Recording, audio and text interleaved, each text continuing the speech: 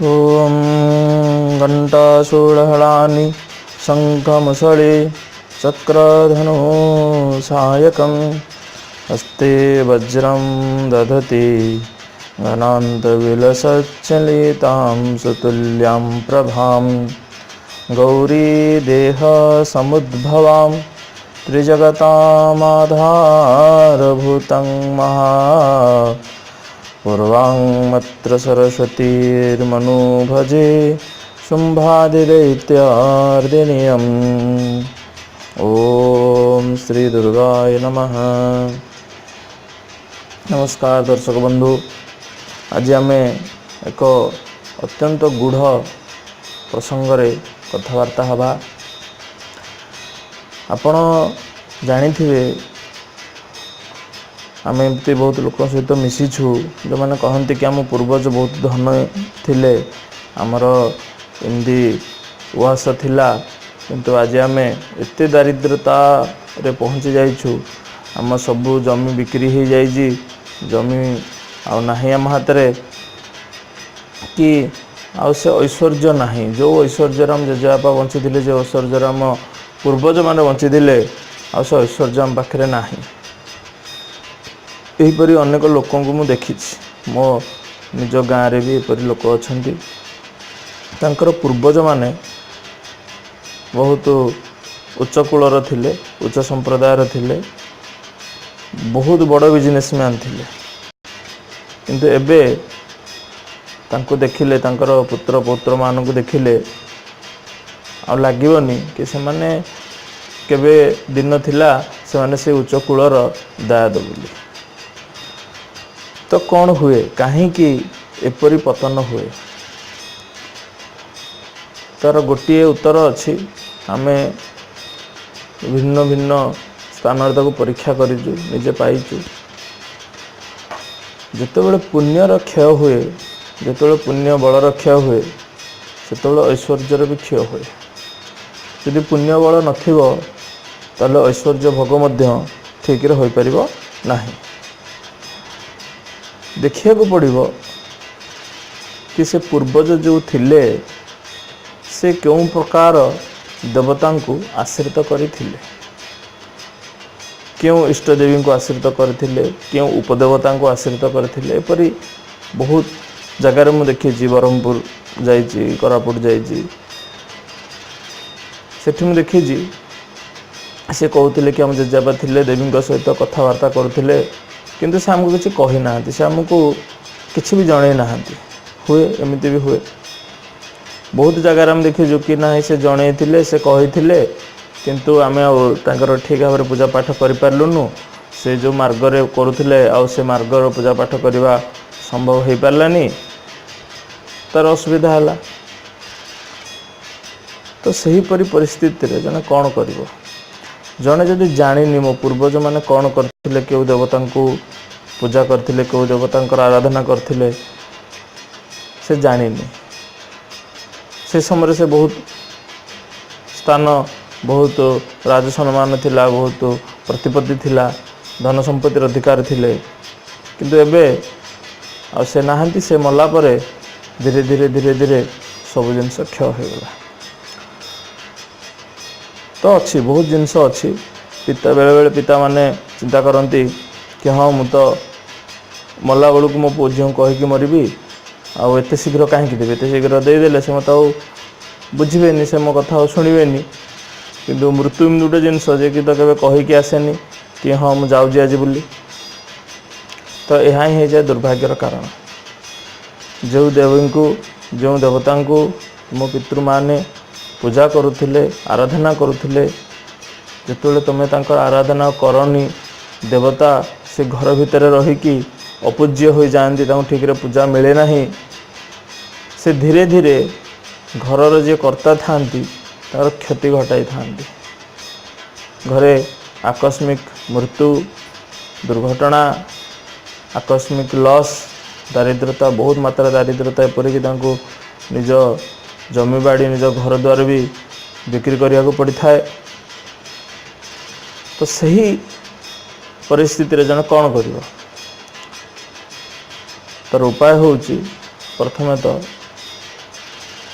से घरे एक सर्वदेव पूजापूजी रखिब जड़े विद्वान ब्राह्मण हो कि जी जानी विषय डकाई से घरे प्रथम गोटे पूजा रखु एवं स्वप्न रे एक विधान अच्छी स्वप्न मातंगी साधन जो मैंने करेंगे गोटे विधान अच्छी स्वप्न रे शुभाशुभ कही दियंती स्वप्न रे कही दियंती ए घरे क्यों प्रकार शक्ति अच्छी एवं से कौन चाहूँगी कौ प्रकार पूजा चाहूँगी जदि स्वप्न रे ता जना पड़े ताले घरर कर्ता निश्चित भाव से प्रकार विधान करिया कथा यदि अत्यंत उग्र देवता थिबे ताकर उग्र मार्ग रे ताकर पूजा इत्यादि हवा दरकार जदि समय देवता थिबे समय मार्ग रे पूजा हवा दरकार निश्चित भाव हवा दरकार।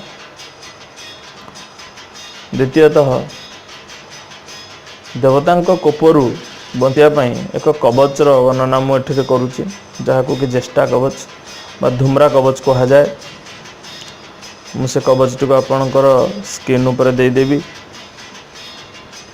यही कवचटी सब प्रकार दुर्भाग्य को काटिया सामर्थ्य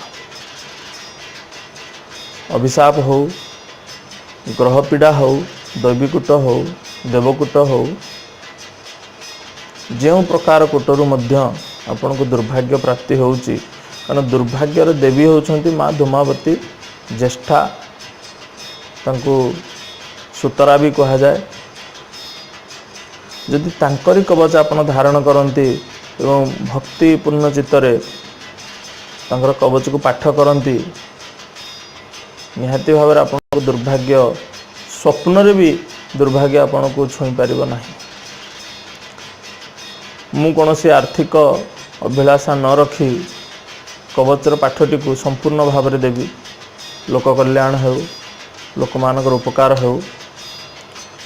आपण मध्य ए वीडियो को बहु मात्रा रे शेयर करंतु लोक मान को जणांतु कहीं ना परोपकार भावना रे करा जाथुवा प्रत्येक कर्म यज्ञ होता है परोपकार नहीं कि करिया काली आमे आम सहित कौन हम कौन आम जानी ना किंतु आम जदि संसार किसी देकी जीवा संसार कहीं ना कहीं हमको निश्चित भाव मन रखिए।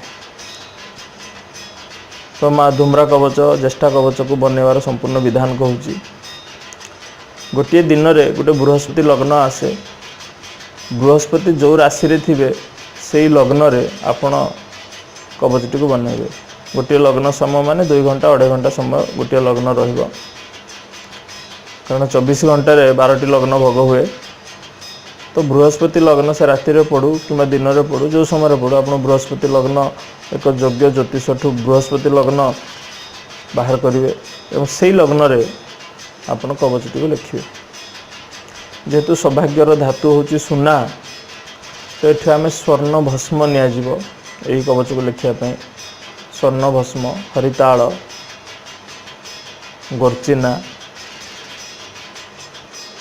केसर कुंकुम चंदन अन्य अष्टगंध जिनस किंतु यार मूल तत्व हूँ कि स्वर्ण भस्म कारण स्वर्ण बा सुना ही सब प्रकार दुर्भाग्य को काटिया यथेष्ट।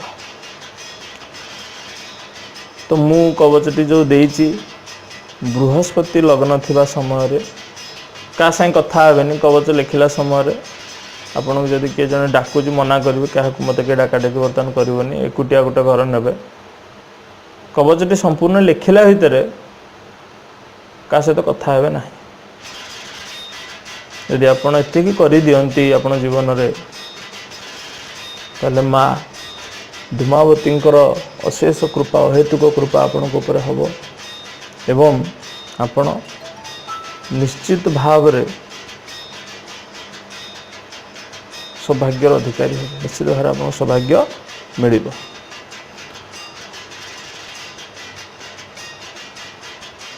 कवच मंत्रटी अत्यंत छोट थिबारु कवच को सिद्ध जदि आहरी आप लाभ नवाक जाऊँ कवच को 108 जप कर दिंतु तो आहरी फलवत्तर आप कदापि जीवन में दुर्भाग्य केवे देखिए नहीं